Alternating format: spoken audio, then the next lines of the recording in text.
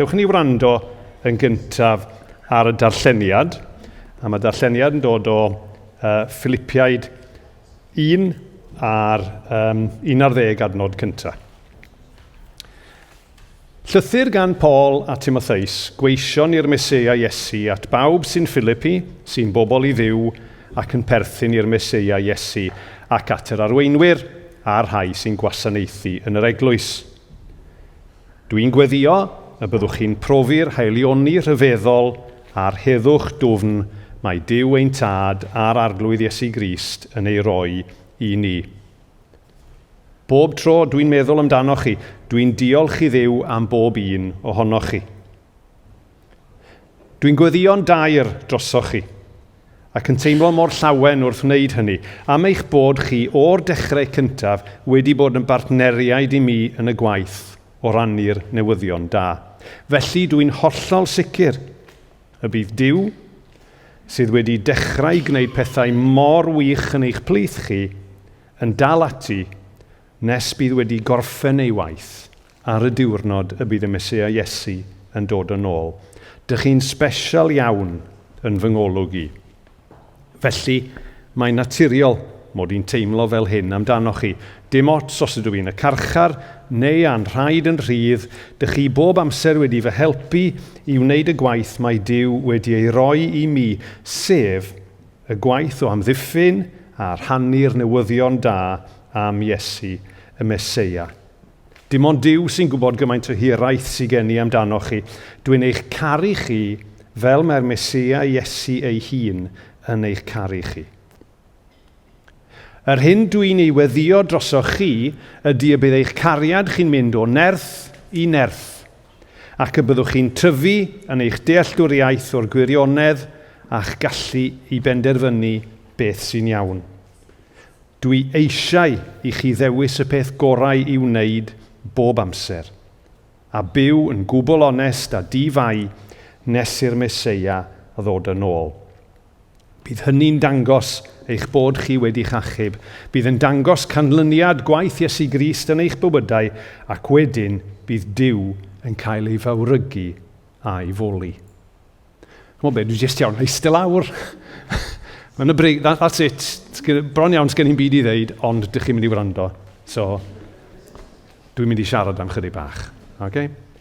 Wel, dyn ni'n, fel nath Martin sôn, dyn ni'n dechrau cyfres newydd ar gyfer cyfarfodydd yr Hydref. Rhwng nawr a dechrau'r Rhagfyr, fyddwn ni'n edrych ar negeseuon yn llythyr Paul at y Philipiaid. A dyn ni'n gwneud hynny am reswm arbennig, am y reswm yna wedi cael ei gyffwrdd arno sawl tro yn anuniongyrchol yn ystod yr addoliad. Dyn ni wastad yn licio pwysleisio, ond ydyn ni, bod gwaith Duw yno ni yn rhywbeth mwy na rhywbeth unwaith ac am byth. Hynny yw, mae gwaith Duw yno ni, mae'n gweithio yn y bywydau ni drwy'r amser. Okay? Mae yna bwynt lle dyn ni'n dod i gredu, ond mae gwaith Duw yno ni yn parhau. Dyn ni'n work in progress. Dyn ni fatha safle adeiladu, weithiau'n fler, ond mae Duw eisiau gweithio arno ni. A heddiw, dyn ni wedi darllen un o fy hoff adnodau, sef adnod 6 nes i darllen ar y cychwyn.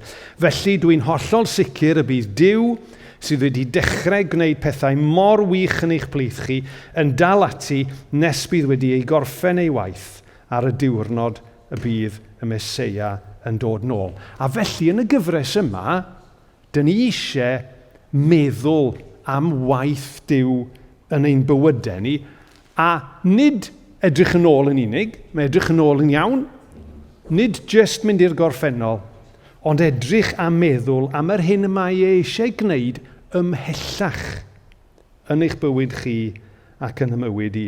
Mae yna rai pobl yn cwyno bod Cristnogaeth yn ddim byd mwy na tocyn i'r nefoedd. Ond o'n i, ydych chi wedi cael eich tocyn i'r nefoedd nawr?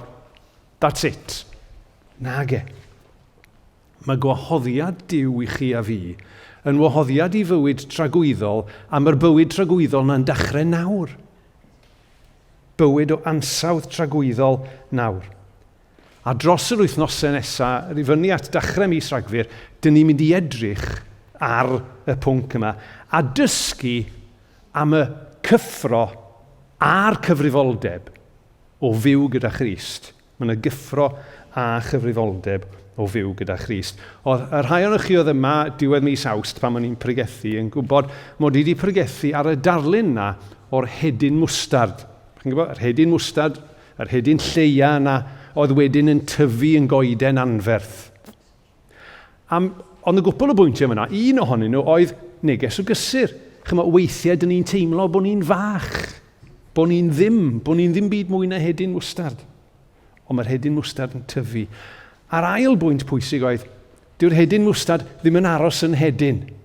Mae'r hedyn mwstard yn tyfu yn goeden. So mae gwaith Duw yno ni ynglyn â tyfu a datblygu a dyfnhau yn ein perthynas. A dyna beth dyn ni'n mynd i edrych yna fe. Dyn ni eisiau edrych yn y gyfres yma a gobeithio bod ni'n gallu ymrwymo gyda'n gilydd i weld y tyfiant yna a'r datblygiad yna yng ngwaith Duw yn ein calonau ni. A felly, dyn ni ddim jyst yma yn deud geiriau, dyn ni ddim jyst yma yn gwrando, ond gobeithio bod ni'n mynd i ymateb wrth feddwl am y ffaith fod Duw am barhau i wneud gwaith yn ein bywydau ni. Mae yna rhai pethau am ein perthynas ni efo Duw sydd ddim yn newid. Bennaf, ei ffyddlondeb a'i ras a'i gariad a'i drigaredd a'i gyfiawnder ac yn y blaen. Dydy'r pethau yna ddim yn newid. Ond tydy'n perthynas ni ar arglwydd ddim i fod yn static. Mae'n fyw, mae'n newid, mae'n gwella. So i ddechrau cychwyn, fel yn gweud, hwn di'r neges cyntaf yn y gyfres, a mae rhaid ni ddeall y cyd-destun, achos mae deall y cyd-destun y gafodd ei sgwennu fewn wreiddiol yn helpu ni. A mae'r llythyr i gyd ynglyn â bywyd a gwaith Crist, a bywyd a gwaith Crist wedyn yno ni. Ac mae di sgwennu yn benodol at yr eglwys yma yn Philippi. A jyst fel cyd-destun, jyst i ni feddwl am Philippi. Mae yna 3 peth yng Philippi. Roedd e'n le strategol iawn. Roedd yna lot o Gristnogion newydd yna. A mi oedd e'n eglwys amrywiol. Oedd e'n le strategol yna. Na ren. Chi'n meddwl weithiau, rhai o'n chi wedi bod ar eich gwyliau i Groeg a llefydd fel hyn, a dych chi'n landio yn Thessalonica, neu dych chi'n landio fel hyn a fel arall. Os rhywun wedi bod yn Philippi, mae yna reswm am hynny, achos adfail ydy Philippi nawr. Dydy Philippi ddim yn bod i bob pwrpas, jyst adfail ydy e. Hynny yw, jyst olion yr hen ddinas sydd yna.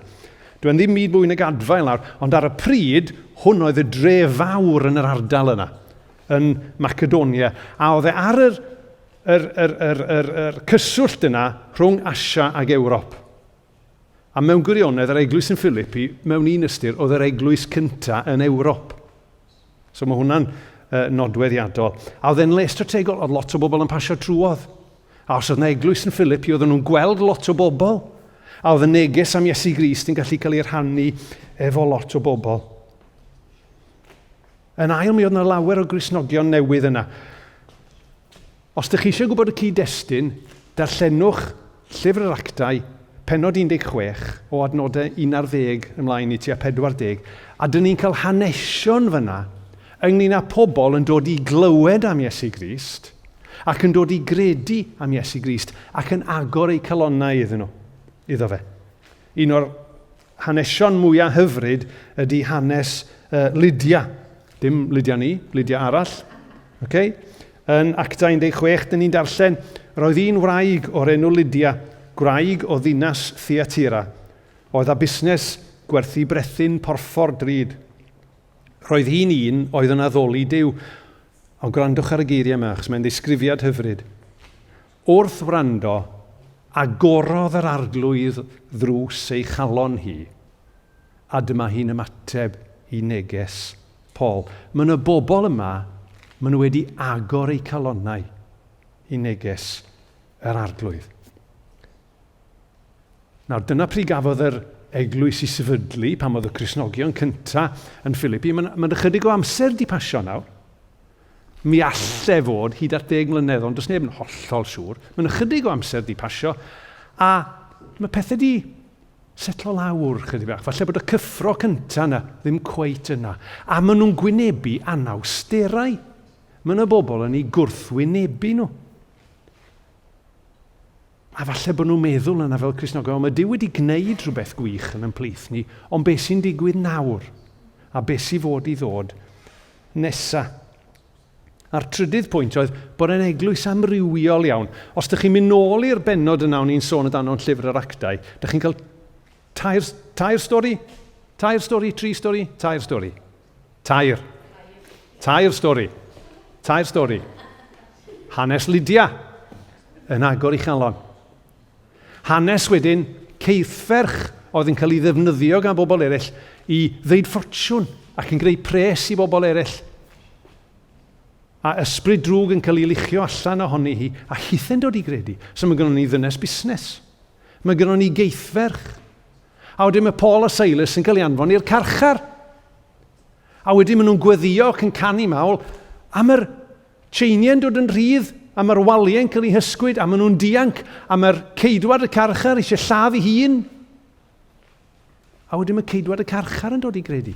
Dynes busnes, ceithferch, rhywun oedd yn gweithio i'r Rufeiniaid, amrywiaeth, am yr eglwys i fod yn amrywiol. Gweitha'r modd, dyn ni'n anghofio hynny weithiau.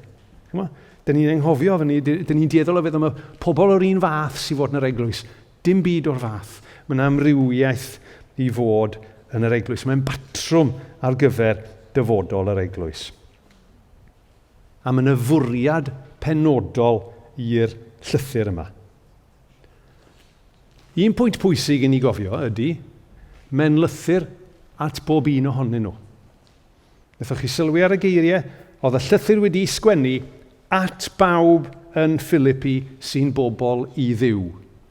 Nid llythyr i arweinwyr oedd e, mae'n cyfeirio at yr arweinwyr, ond oedd e'n lythyr i bawb. Mae'n neges i bawb. Mae'n annog ac i adeiladu pawb.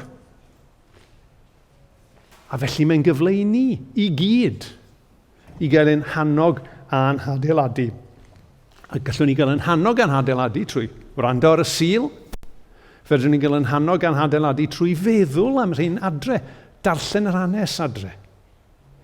Beth am ei ddarllen dros yr wythnosau nesaf. A os dyn ni mewn grŵp cymuned, cyfle i drafod hynny. Os dych chi ddim a diddordeb, a bod gynnwch chi ddiddordeb, ymunwch efo grŵp cymuned, jyst ar gyfer y gyfres yma i weld. A gych chi weld sut mae'r hynna'n gweithio.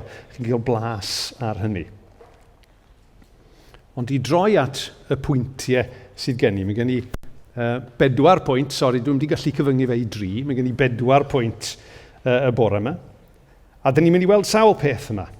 Yn gyntaf, dyn ni'n gweld diolchgarwch am a hyder yng ngwaith Duw. Diolchgarwch am a hyder yng ngwaith Duw. Yn ail, dyn ni'n gweld ffocws ar rannu'r newyddion da.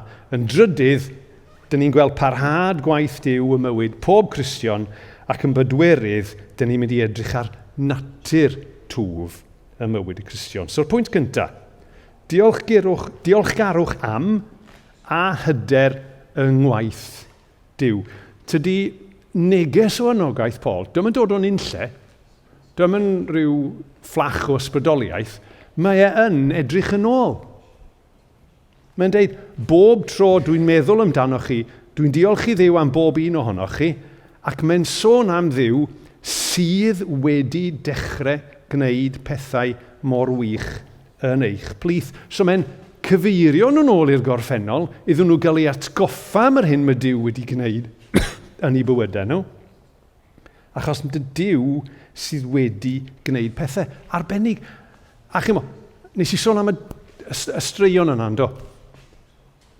Lydia, y geithferch, ceidwad y carchar, pethau gwych di digwydd yn ei bywyd nhw. Dangos bod Duw ar waith. Ond dwi ddim yn stopio nag di. Dwi'n hollol sicr y bydd Duw sydd wedi dechrau gwneud pethau mor wych yn eich plith chi yn dal ati nes bydd wedi gorffen ei waith ar y diwrnod y bydd y Meseia Iesu yn dod yn ôl. A mae hwnna'n newyddion gwych. A dwi jyst eisiau ni oedi weithiau, achos weithiau dyn ni'n medru clywed, mae hwnna'n newyddion da, Ond mae rhaid ni gofio bod y newyddion da I ni. Dyw hwn ddim jyst yn rhywbeth i'r bobl yn Philippi, mae newyddion da I ni. Mae'r ffaith yn bod ni yma bore yma yn deud wrtho fi bod Dyw wedi dechrau gwaith yn ein plith ni. A'n eistedd yn eich set nawr, fedrwch chi feddwl am y ffordd mae Dyw wedi cyffwrdd eich bywyd chi hyd yma. Fyddech chi ddim yma, tasa fe ddim. Meddyliwch am y cyfan mae Dyw wedi gwneud yn ein bywydau ni I ddod â ni I heddiw. Meddyliwch am hynny. A mi fedrwn ni fod yn hyderus, meddai Paul, beth bynnag di'n hoedran ni, I fod yn dymuno gwneud mwy. Mae Dyw wedi cyffwrdd yn ein bywydau ni, ond mae Dyw yn dymuno gwneud mwy. Mae gynno fe waith i'w orffen yn ein bywydau ni. Oedd e'n hyfryd wythnos yma, ydych chi'n cofio wythnos dwytha, wnaethon ni orffen anfon y llyfr o gyfarchion na I Dennis ac Arfonia, a diolch I Leri ag Eilian a Sian am fynd ar llyfr lawr I Aberystwyth. A Dennis ac Arfonia yn cofio ato ni, oedd Leri yn sôn. A pam rannwyd un o'r lluniau ar Facebook yn ylun o Eilian a Dennis, a yr is-deitl oedd Athro a'r Prentis. Ynddo? Ond wedyn weles I comment, nath Dennis ddeud, na, dau Brentis. Dau Brentis. Mae'n gantoed mis Chwefror. A mae Dyw ar waith yn ei fywyd ac mae'n dysgu pethau. Dydy Dyw ddim yn stopio. Mae'n dal I weithio yn ein bywydau ni. So dyna'r pwynt cyntaf. Bod yn ddiolchgar am yr hyn mae Dyw wedi gwneud yn ein bywyd ni, ond bod yn hyderus I fod a mwy eto mae eisiau wneud. Yr ail bwynt oedd bod y ffocws ar rannu'r newyddion da.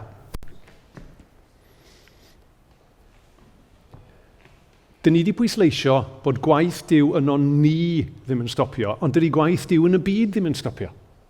Mae eisiau wneud mwy yn ein cymuned ni. Mae eisiau wneud mwy yn ein tref ni. Mae eisiau wneud mwy yn lle dyn ni'n gweithio.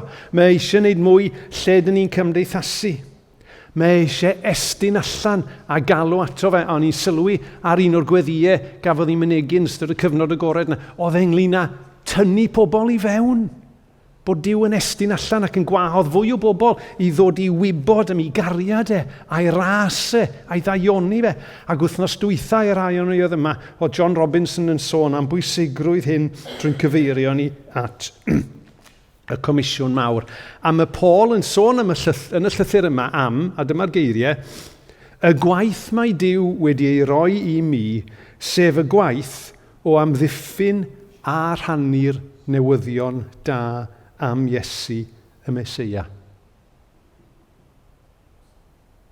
Y gwaith o amddiffyn a rhannu'r newyddion da am Iesu y Meseia. Ond i'n deud mae prif ffocws y llythyr yma ydy bywyd ac enhadaeth Iesu. A mae'n yn gwachodd ni fel I blantau I fod ar rhan yn hynny. Wrth sgwennu'r nodiadau ar gyfer y neges yma, o'n i'n gofyn cwestiwn I fi'n hun. Faint o ffocws sydd gen I ar rannu'r newyddion da yna efo pobl eraill? A mae'n gwestiwn I ni gyd ofyn i'n hunain. Faint o ffocws sydd gennym ni am rannu'r newyddion da am Iesu? Un dywediad cyfarwydd iawn am yr eglwys ydy dywediad gan ddyn o'r enw William Temple oedd yn archesgob rhywle. Un o'i ddywediadau fe oedd hyn, the church is the only society that exists for the benefit of those who are not its members. Dwi'n ffocws ni ddim I fod jyst yn fewnol, chi'n gweld. Mae'n ffocws ni fod yn allanol. Nawr, wrth gwrs, mae hwnna'n golygu lot o bethau. Mae hwnna'n golygu, enghraifft, chi'n gofio pan eithon ni edrych trwy Jeremia, mae'n golygu ceisio heddwch y ddinas. Chi'n gofio pobl Dduw yn Babylon.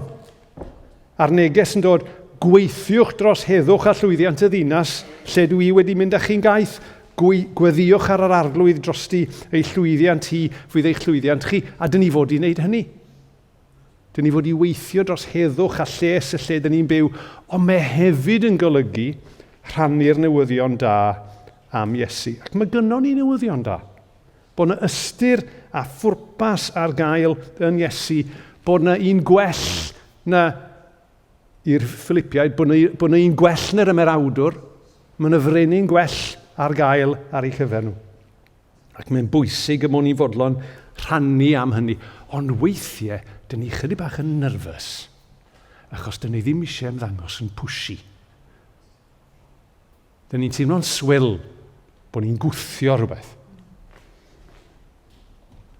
Ond mae yna batrwm yn y Beibl, dwi'n meddwl. Dyn ni'n ei weld, dyn ni'n gyfarwydd iawn ar adnod yn 1.4, penod 3, adnod 15, sy'n atgoffa ni o'n cyfrifoldeb. A be mae'n deud yn fyna ydy, byddwch bob amser yn barod, neu byddwch barod bob amser y roi ateb i bwy bynnag sy'n gofyn i chi esbonio beth ydy'r gobaith sydd gynnoch chi.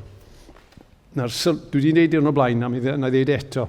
Sylwch ar y geiriau yna. Peth cyntaf sy'n digwydd yw, mae'r Cristnogion yn byw mewn ffordd sydd yn neud i bobl sylwi bod yna obaith gynnyn nhw. A wedyn, oherwydd hynny, mae pobl yn holi. Be sy'n wahanol am rain? Be sydd gan rain? A wedyn, maen nhw'n rhoi'r rheswm am y gobaith yna. Dyna di'r patrwm.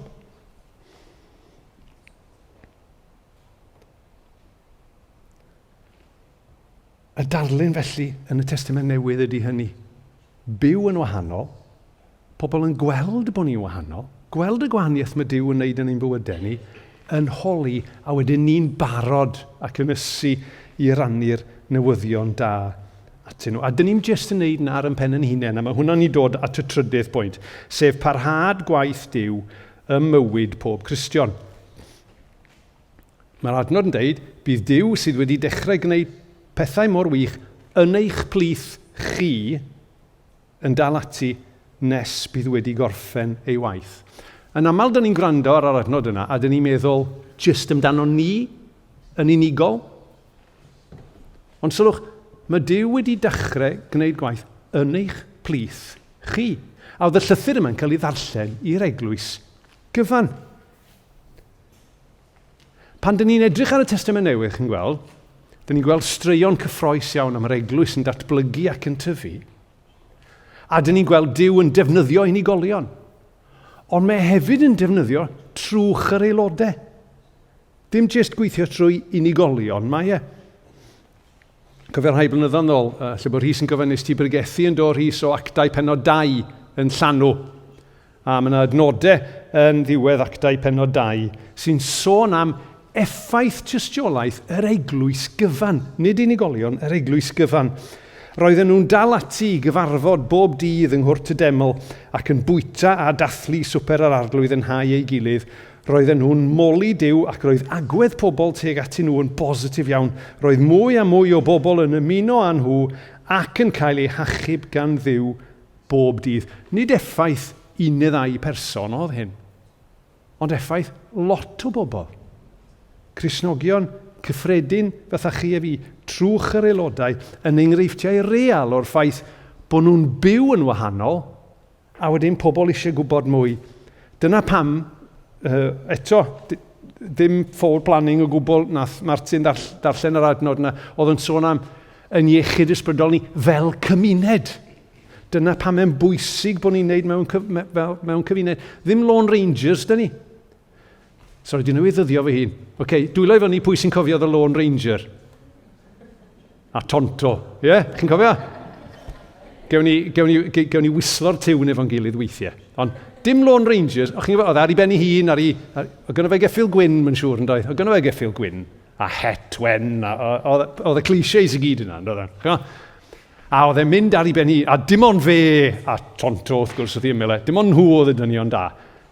Ddim fel yna mae Cristnogion i fod. Dyn ni'n rhan o gymuned. Dyn ni'n annog ac yn adeiladu ein gilydd. Dyn ni'n gweithio gyda'n gilydd.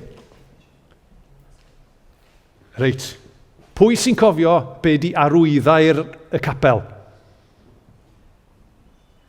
O, dear. Ydy. Da iawn, Sean. Chi'n lli gweud bod e'n athro, mae'n nabod trics i gyd gweld.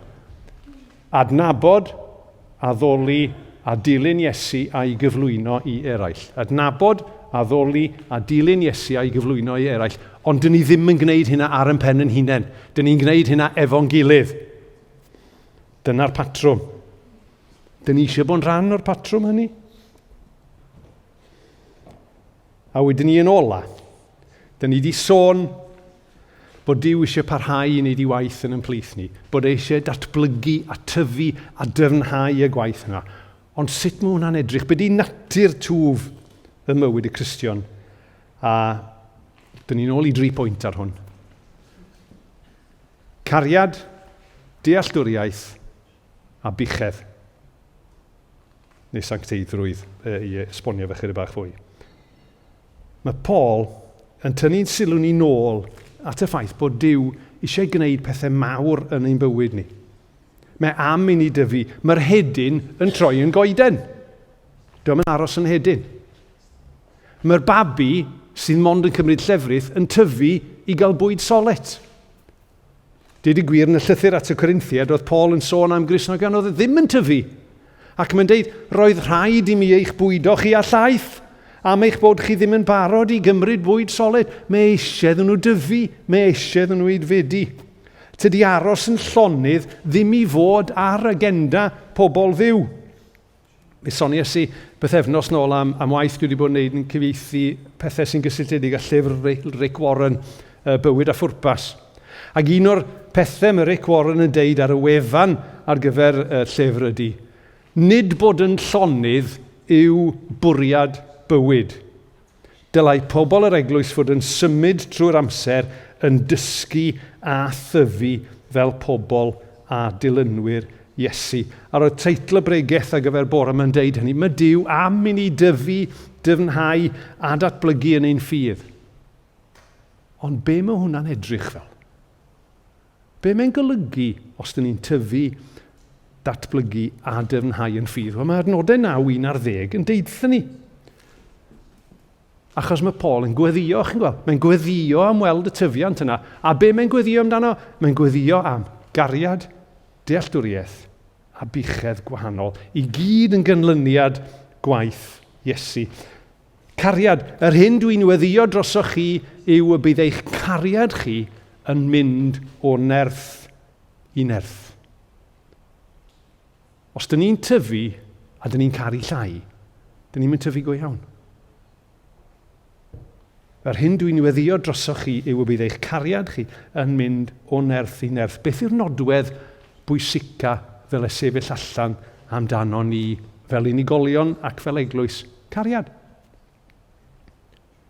Mae 1 Corinthiad 13 yn deud, os dwi'n siarad ieithoedd diethyr neu hyd yn oed iaith angylion, heb gariad dwi'n ddim byd, ond jar metel swnllyd neu symbol yn diasbedain.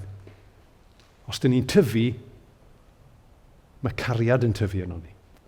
Yn ail, os dyn ni'n tyfu yn ein dealltwriaeth ni. Nawr, mae rhaid ni fod yn ofalus be dyn ni'n deall yn fan hyn. Be mae'r geiriau'n deud ydy, y byddwch chi'n tyfu yn eich dealltwriaeth o'r gwirionedd a'ch gallu benderfynu beth sy'n iawn. Nid deud mae fan hyn, mwyn tyfu, mae rhaid ni gyd fod lot fwy clyfar. Ddim dyna be mae'n deud.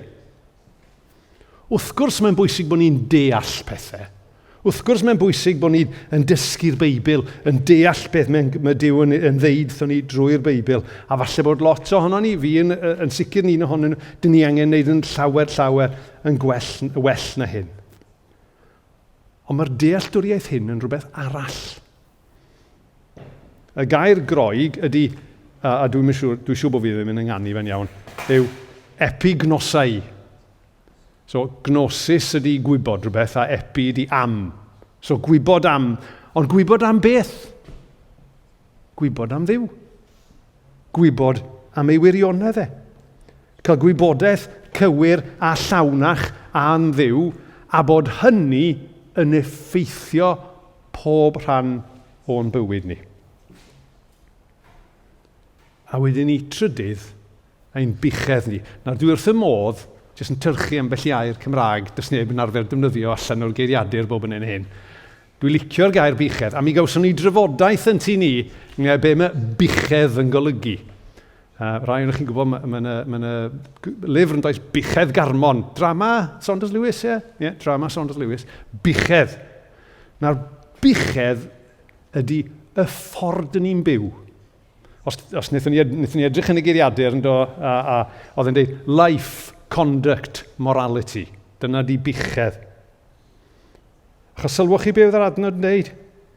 Dwi eisiau i chi ddewis y peth gorau i'w wneud bob amser, a byw yn gwbl onest a difau nes i'r Meseia ddod yn ôl. Bichedd gwahanol, ffordd o fyw gwahanol, ffordd o fyw sydd yn sanctaidd. Dyna be di sancteiddrwydd, bod yn wahanol, bod ar wahân i'r byd, bod ni'n debycach i Dduw. Mae Duw yn galw ni i dyfu, dyfnhau a datblygu yn ein cariad, yn dealltwriaeth a'n bichedd ni. Ac yn y gyfres yma, dros yr wythnosau a'r cwpl o fusau nesaf, dyn ni'n mynd i ddysgu ynglyn â'r cyffro o gael gwneud hynny, ond hefyd am y cyfrifoldeb o wneud hynny. Ydyn ni eisiau tyfu a dyfnhau a datblygu yn hynny fel unigolion? Ydyn ni eisiau tyfu, datblygu a dyfnhau fel eglwys? Fydd yna lawer o negeseuon dros yr wythnosau nesaf am y cyffro a'r cyfrifoldeb o wneud hynny. Ydy hynny'n gyffroes? Ydy. Ydy hynny'n heriol? O, ydy. Ydy hynny tu hwnt i be dyn ni'n medru gwneud? Wel, ar yn penni'n hunain, ydy. Ydy y tu hwnt i be mae Duw, a dwi'n meddwl nes i glywed y geiriau ar weddi, Mari, y be mae Duw yn medru gwneud yno ni a thrwom ni? Dwi ddim yn fwy na mae Duw yn medru gwneud yno ni a thrwom ni. Dewch yn i fynd iddi go iawn yn y gyfres yma, a ddim jyst yn y gyfres yma, ond yn y cartrefi, yn y grwpiau cymuned wrth i ni ddarllen. Dewch yn i feddwl am sut ni'n gwahodd Duw i dyfu, dyfnhau a datblygu ei waith yn ein bywydau ni. Achos mae hynny'n wirioneddol gyffroes. Dwi'n gwybod os wnaethoch chi sylwi, ond ar ôl sôn am cariad dealltwriaeth, be oedd y trydydd pwynt, dwi'n gofio yna. Bichedd, gair newydd, sori. Dyna pam o'n i'n cofio fe. Ar ôl yr adnod oedd yn sôn am cariad dealltwriaeth a bichedd, be oedd yr adnod ola? A gwrandwch ar hwn. Bydd yn dangos canlyniad gwaith Iesu Grist yn eich bywydau, a wedyn bydd Duw yn cael ei fawrygu a'i foli. So os dyn ni'n caniatáu ac yn gwahodd Duw i weithio yn ein bywydau ni fel bod ni'n medru tyfu, bydd yn dangos canlyniad gwaith Iesu Grist yn eich bywydau. A wedyn, bydd Duw, nid ni, bydd Duw yn cael ei fawrygu a'i foli. Dewch yn ei weddio. O arglwydd dad, ni'n diolch i ti am y cyfan rwy ti'n deud wrthon ni, y cyfan rwy ti'n cynnig i ni. Ac arglwydd, ni'n diolch i ti am y gwahoddiad yma bore yma trwy'r air di i ni dyfu a datblygu a dyfnhau yn ein perthynas gyda ti trwy ti weithio yno ni. O arglwydd dad, rho ras i ni wrando, rho ras i ni glywed yr hyn fydd gen ti ddeud wrthon ni dros yr wythnosau nesaf. Rho ras a nerth, dy ras a dy nerth di i ni ymateb, fel bod y cyfan yn dyfawrygu a dyfoli di. Amen.